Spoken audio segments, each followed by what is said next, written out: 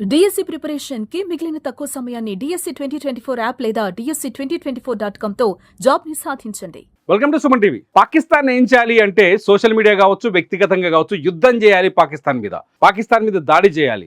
పాకిస్తాన్ పైన air strike జరగాలి. పాకిస్తాన్ మీద నేవీ స్ట్రైక్ జరగాలి. పాకిస్తాన్ బార్డర్ చుట్టూ ఆర్మీ కూడా కాల్పులతో పాకిస్తాన్కి తగిన బుద్ధి చెప్పాలని ప్రతి ఒక్కరూ కోరుకుంటున్నారు. కాశ్మీర్ నుంచి కన్యాకుమారి వరకు ప్రతి భారతీయుడి మనసులో ఉన్నది ఇదే. కానీ యుద్ధం చేస్తే ఏం జరుగుతుంది అంటే మొదటగా మన పైన కూడా మన శత్రు దేశం దాడి చేసే అవకాశం ఉంటుంది. దాడి చేసినప్పుడు మరి మనం భారతీయ పౌరులుగా, బాధ్యత కలిగిన పౌరులుగా మనం ఏం చేయాలి? ఇది చాలా ముఖ్యమైన పాయింట్. అందుకే ప్రభుత్వం రేపటి నుంచి అంటే బుధవారం నుంచి అంటే మే 7వ తేదీ నుంచి దేశవ్యాప్తంగా మాక్ డ్రిల్స్ నిర్వహిస్తోంది. హైదరాబాదులో కూడా 4 కీలకమైన ప్రాంతాల్లో ఈ మాక్ డ్రిల్స్ జరిగే అవకాశం ఉందని తెలుస్తోంది. ఇందులో ఇంకా స్పష్టత లేదు. ఇది అధికారికమైన విషయం అయితే కాదు. కాకపోతే మాక్ డ్రిల్ చేసేటప్పుడు ముఖ్యంగా హైదరాబాద్ లాంటి నగరాలకు ఏం జరుగుతుంది? ఒకవేళ మనం పాకిస్తాన్తో యుద్ధం చేస్తే హైదరాబాద్కి ఏమైనా ముప్పు ఉందా అనే ప్రశ్న ఇక్కడ మనం వేసుకోవాల్సిన అవసరం ఉంది. చాలా వరకు ఎస్ అనే ఆలోచనతోటే ఉండాలి, ఎస్ అనే భావించాలి. ముప్పుండే ప్రమాదం ఉందని మాత్రం గమనించాలి. చాలామంది నిపుణులు కూడా ఈ మాట చెప్తారు. ఎందుకంటే పాకిస్తాన్ ఒకవేళ యుద్ధం చేస్తే హైదరాబాద్ని టార్గెట్ చేసే అవకాశాలు ఖచ్చితంగా ఉంటాయి. ఎందుకంటే రక్షణకు సంబంధించిన అనేక విభాగాలు, అనేక సంస్థలు మన హైదరాబాదులోనే ఉన్నాయి. కాబట్టి పాకిస్తాన్ కావచ్చు, ఏ శత్రు దేశమైనా మొదటి దాడి హైదరాబాద్ మీద చేయాలనే ఆలోచనతోనే ఉంటుంది. ఈ విషయాన్ని మనం ఖచ్చితంగా గమనించాల్సిందే. అయితే హైదరాబాద్ నగరం లాంటి నగరాలపై ఎక్కడో ఉన్న పాకిస్తాన్ ఎలా దాడి చేస్తుంది? మనకేమవుతుంది? కాశ్మీర్లో యుద్ధం అవుతుంది, మనకేమవుతుంది? కాశ్మీర్లో అయింది కాబట్టి మనం పాకిస్తాన్ పైన దాడి చేయమందాం, మనకేమవుతుంది అనే ఆలోచనతో చాలామంది సామాన్యులు ఉండొచ్చు. మొబైల్ చూస్తున్న నువ్వు కూడా, మీరు కూడా అదే ఆలోచనతో ఉండొచ్చు. నిజంగా మీ ఆలోచన అదైతే ఖచ్చితంగా ఈ వీడియో కింద కామెంట్ చేయండి. కానీ ముఖ్యంగా మనం రష్యా ఉక్రెయిన్ యుద్ధాన్ని చూసుకుంటే, అజర్బైజాన్ ఆర్మేనియా యుద్ధాన్ని చూసుకుంటే, ఒకసారి చూస్తే అక్కడ జరిగే దాడులన్నీ వైమానిక దాడులే. ఈ కాలంలో ఏ యుద్ధం జరిగినా విమానాలతోటే బాంబుల మోత మోగిస్తారు, బాంబులకు కొమ్మరించి వెళ్ళిపోతారు, మిసైల్స్తో అటాక్ చేస్తారు. అధునాతన మిసైల్స్ తయారు చేసే అన్ని దేశాలు టార్గెట్ ఫిక్స్ చేసి కొడితే ఎక్కడైనా తాకుతుంది. ఒకవేళ మన భాగ్యనగరం లాంటి నగరాలపైన హైదరాబాద్ కావచ్చు, బెంగళూరు కావచ్చు, చెన్నై కావచ్చు, కలకత్తా కావచ్చు, ముంబై కావచ్చు, పూణే కావచ్చు, ఢిల్లీ కావచ్చు, ఇటువంటి కీలకమైన నగరాలపైన టార్గెట్ చేసి బాంబు దాడులు జరిగే అవకాశాలు ఉండొచ్చు ఒకవేళ ఇండియా పాకిస్తాన్ యుద్ధం జరిగితే. అయితే మన హైదరాబాద్ పైన టార్గెట్ ఉందా అంటే ఉంది అనే భావించాలి. అందుకే హైదరాబాదులో కూడా కేంద్రం రక్షణ శాఖ మాక్ డ్రిల్ ఏర్పాటు చేసింది. మాక్ డ్రిల్లో ముఖ్యమైనది ఎయిర్ స్ట్రైక్ జరిగినప్పుడు ఏం చేయాలి. ఒకవేళ విమానాలు వచ్చి మన భాగ్యనగరం పైన బాంబుల దాడులకు పాల్పడుతున్నప్పుడు, మనం హైదరాబాద్లో మనం దాదాపు 1.5 పైగా జనాభా ఉన్నాం. ఒక హైదరాబాద్ నగరంలోనే మనం ఎంత బాధ్యతగా వ్యవహరించాలంటే మొట్టమొదటిగా ఏం చేయాలనే విషయాన్ని చెప్తాను, నోట్ చేసుకోండి. ఎయిర్ స్ట్రైక్ జరిగినప్పుడు మనం ఖచ్చితంగా ఒక సేఫెస్ట్ ప్లేస్ను చూసుకోవాలి. ఈ పాయింట్ చాలా ప్రతి ఒక్కరూ గుర్తుంచుకోవాలి. పాయింట్ నెంబర్ 1, సేఫ్ జోన్ను చూసుకోవాలి. సేఫ్ జోన్ ఏంటంటే యుద్ధాలు అంటే రెగ్యులర్గా ఎయిర్ స్ట్రైక్ జరిగే ప్రాంతాల్లో బంకర్లు ఉంటాయి. మనలాంటి హైదరాబాద్ నగరాలు అయితే బంకర్లు ఉండవు. కాబట్టి మందపాటి గోడలున్న ఇళ్లలో, లేకపోతే సింగిల్ హౌజెస్ ఉంటాయి కదా, ఇండివిజువల్ హౌజులు ఉంటే బాత్రూమ్ లాంటి ఏరియాలో దాక్కోవాలి అని మన కొంత గత అనుభవాలతో కానీ మిలిటరీ నుంచి కానీ సూచించే అవకాశాలు ఉన్నాయి. సో సింపుల్గా చెప్పాలంటే సేఫ్ జోన్లో మనం ఉండాలి. సేఫ్ జోన్లో ఉన్నప్పుడే మనం బాంబు దాడుల నుంచి తప్పించుకుంటాం. First of all air strike జరిగేటప్పుడు ఒక సైరన్ మోగుతుంది. ఆ సైరన్ మోగ్గానే మనం బంకర్లు ఉంటే బంకర్లోకి పరిగెత్తాలి, లేదంటే సేఫ్గా ఉండే బిల్డింగ్లోకి వెళ్ళి దాక్కోవాలి.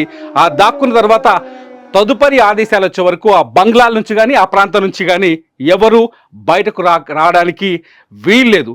గోడలు అంటే మందంగా ఉండే ప్రాంతాన్ని ఎంచుకోవాలని చెప్తున్నాను. ఇకపోతే తలుపులు, కిటికీలు మనం ఏదైనా ఇంట్లో దాచుకుంటాం కదా. రెండో పాయింట్ ఏంటంటే ఏదైనా ఉంటే తలుపులు, కిటికీలు, రెండో పాయింట్ దగ్గరకు వస్తే తలుపులు, కిటికీలని మూసేయాలి.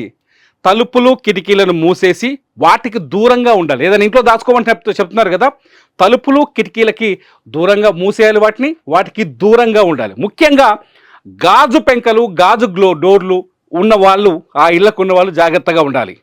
గ్లాస్ మెటీరియల్తో మనం ఇంటి డోర్లో లేకపోతే విండోసో లేకపోతే బిల్డింగ్ చుట్టూ గ్లాస్ చేయించుకొని ఉంటాం కదా, అటువంటి వాళ్ళు ఆ గ్లాస్కి దూరమైన ప్రాంతంలో ఉండాలి. ఎందుకంటే ఎయిర్ స్ట్రైక్ కానీ బాంబు కానీ మిస్సైల్ కానీ పడ్డప్పుడు దాని ప్రభావం చాలా భయంకరంగా ఉంటుంది. కాబట్టి మన ఇంట్లో ఉండే గ్లాసే మనని గాయపరిచే అవకాశం ఎక్కువగా ఉంటుంది, ఎక్కువగా ప్రభావం కనిపిస్తుంది. కాబట్టి గ్లాస్ డోర్లు ఉన్న చోట ఖచ్చితంగా దూరంగా ఉండడం చాలా మంచిది. మూడోది అత్యంత కీలకమైన ప్రాంతం, మనని మనం తలదాచుకోవాలి. మూడో పాయింట్ ఏంటంటే మనల్ని మనం తలదాచుకోవడం చాలా ముఖ్యమైన విషయం. మీరు ఉక్రెయిన్ రష్యా యుద్ధం విజువల్స్ చూడండి, యూట్యూబ్లోకి వెళ్ళి చూస్తే మీకు అర్థమవుతుంది.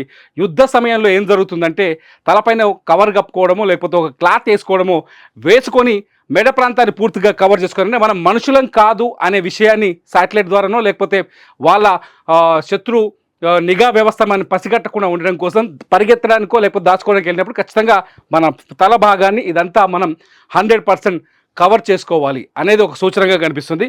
కవర్ చేసుకున్నప్పుడు మనం ఏం చేస్తామంటే యుద్ధం అంటే మనల్ని శత్రుదేశం వెంటనే పసిగట్టే జనం ఇక ఎక్కువగా ఉన్నాడు, ఇక్కడ ప్రాణ నష్టం కలిగించవచ్చు అనే ఆలోచన రాకుండా ఆ ఆలోచన నుంచి మనం ఎస్కేప్ అయ్యే అవకాశం ఉంటుంది. ఇకపోతే మీడియా కానీ వాట్సాప్లో కానీ రక్షణ శాఖ కానీ ఎవరైనా అధికారిక సమాచారాన్ని మాత్రమే ఫాలో అవ్వాలి.